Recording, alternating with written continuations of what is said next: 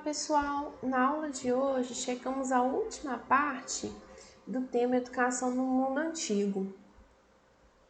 Conforme é costume, eu sugiro para vocês a leitura das páginas de 73 a 111 do livro História da Educação e da Pedagogia, da professora Maria Lúcia de Arruda Aranha. Então, eu começo a discutir com vocês hoje a origem da filosofia. Como nós vimos na aula anterior, a evolução da sociedade grega, a maneira como os gregos vão questionar o mito, tentar explicar os acontecimentos, os fatos pela razão, são importantes para essa origem da filosofia. A filosofia, ela aparece no final do século 7 a.C., início do século 6, nas colônias da Ásia Menor, mais especificamente na cidade de Mileto. Tales de Mileto é considerado o primeiro filósofo e o conteúdo inaugural da filosofia é a cosmologia. O que é essa cosmologia?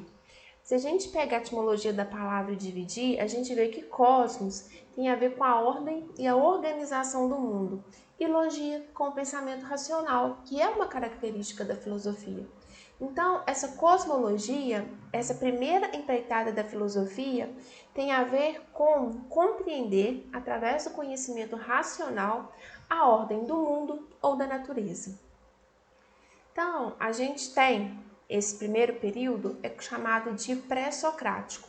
A filosofia ela se preocupa das causas das transformações da natureza, tentando explicá-las sobre a ótica da razão, não pela questão do mito.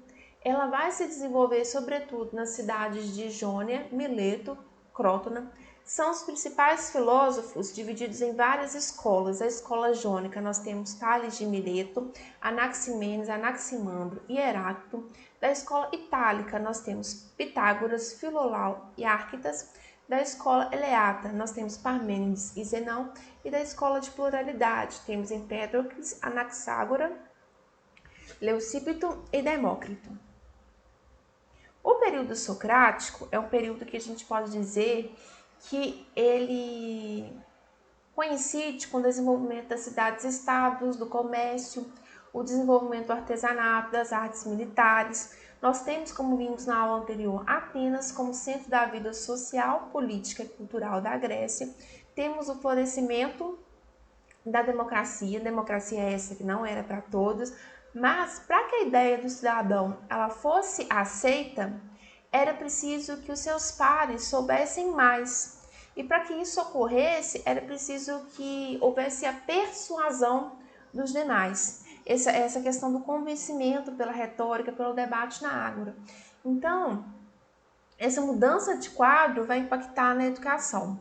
O período socrático tem como grande marca o Sócrates. A educação, nesse período que coincide com a questão da democracia, ela quer formar um bom cidadão. Um bom cidadão é também um bom orador, quem sabe persuadir. E nós temos nesse período sofistas e o Sócrates. O Sócrates ele tem críticas e oposições aos sofistas por eles cobrarem, por ministrarem essas aulas e discordar da forma como eles conduziam e ensinavam a propagação do discurso. Para o Sócrates, antes de conhecer a natureza e tentar persuadir o outro às nossas ideias, é preciso que a gente conheça a si próprio. E o Sócrates utiliza nos seus diálogos o método socrático, que é famoso por fazer porque através de uma série de indagações que a pessoa reconheça a sua própria ignorância, o fato dela não saber nada.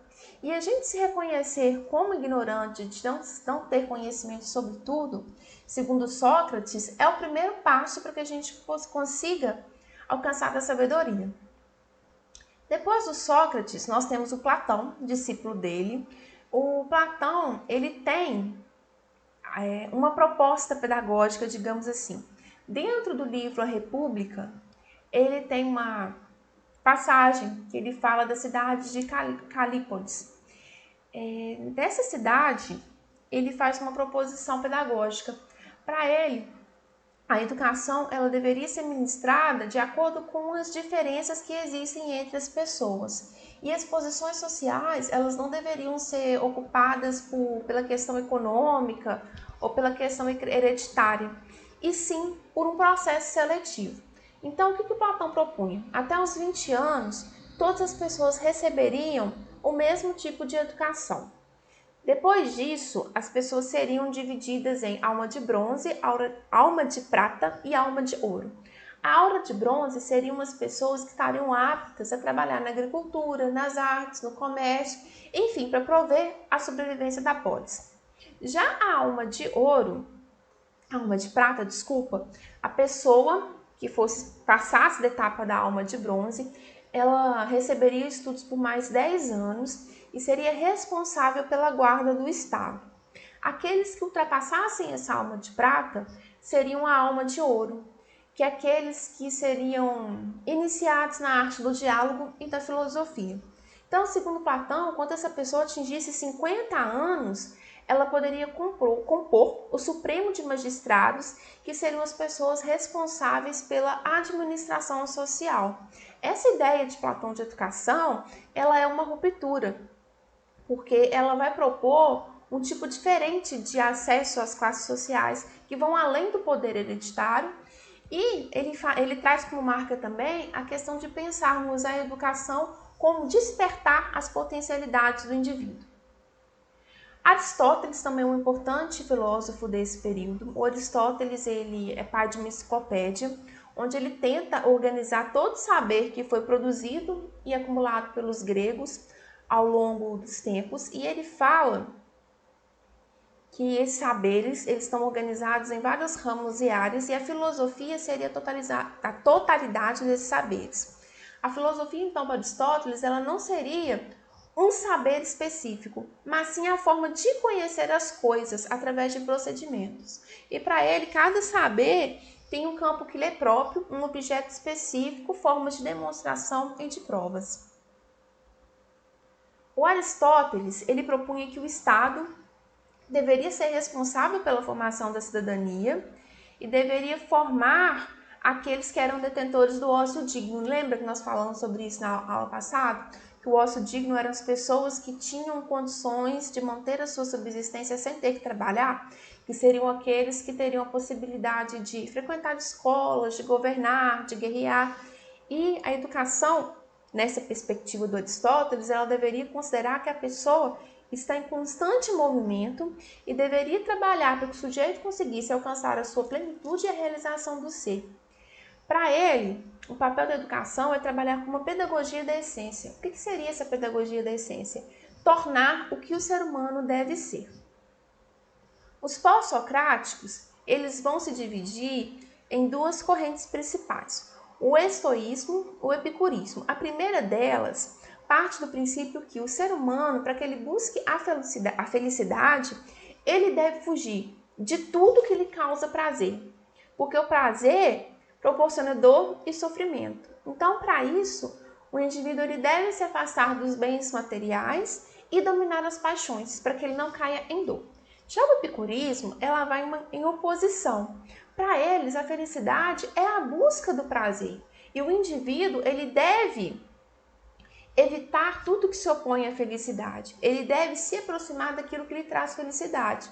E para isso, ele deve usar a razão, para que ele consiga buscar esses caminhos de forma racional e da melhor forma possível.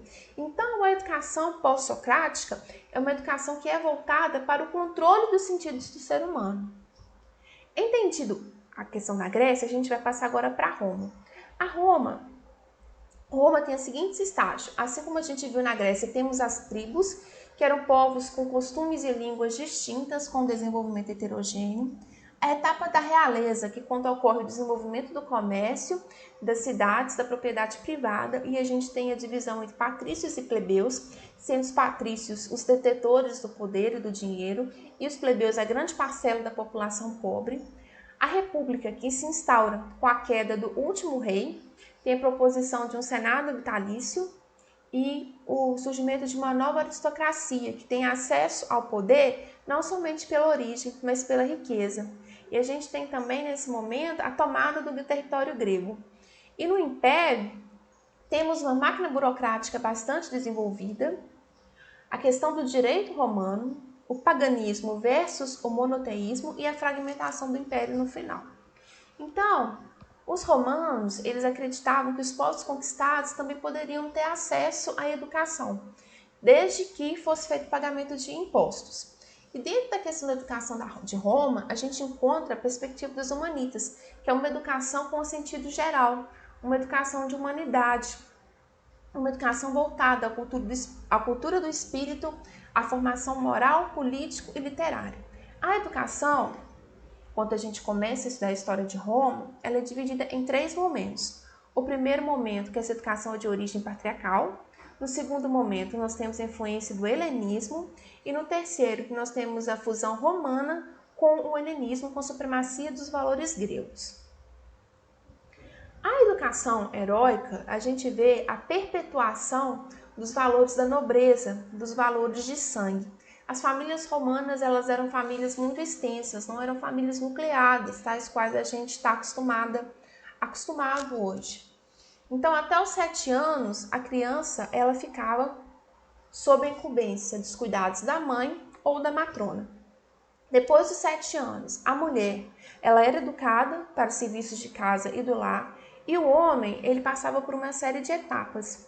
No primeiro momento, ele era educado pessoalmente pelo pai. Ele ia aprender a cuidar da terra, ler, escrever, contar, manejo de armas e equitação. A partir dos 15 anos, o menino começa a acompanhar o pai no comércio, onde ele aprende as noções de civismo. Caso esse menino não tivesse mais o pai vivo, essa condução era feita por um parente próximo ou por um escravo. A partir dos 16 anos, ele já era encaminhado para uma formação militar ou para a política de cunho moral, que era baseada na vivência e na tradição dos valores.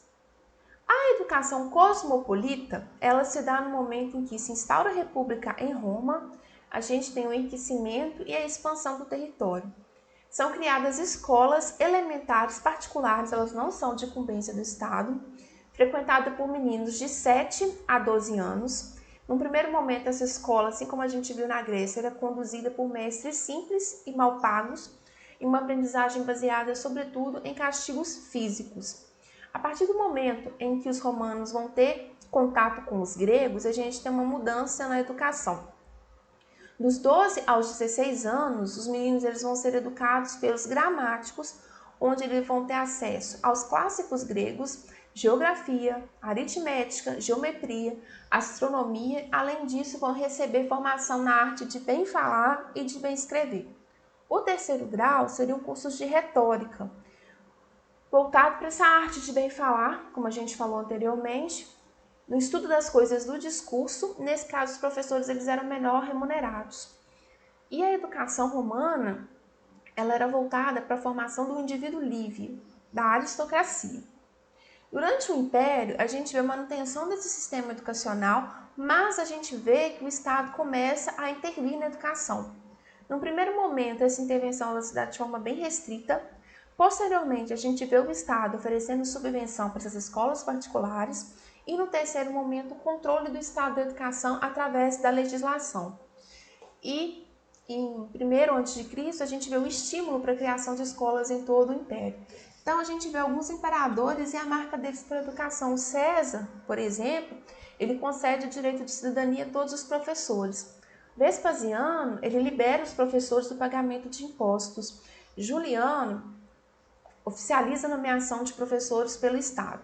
A gente vê durante o Império uma educação de 3º grau, baseada em filosofia, retórica, medicina e matemática, mecânica e direito, que eram formações exigidas para se ocupar os cargos mais altos do governo, não era uma formação que era de acesso para todos.